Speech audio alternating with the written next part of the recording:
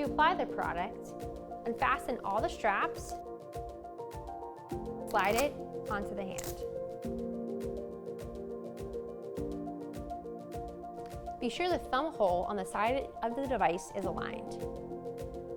Remove and reposition the dorsal stay, if needed, to align with the middle of the hand and fingers. Fasten the distal quick pull closure strap to tighten the laces.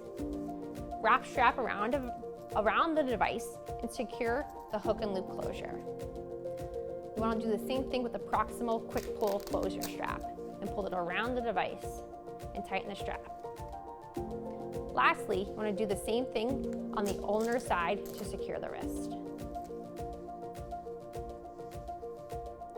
For device removal, unfasten all the straps and slide the device off the hand.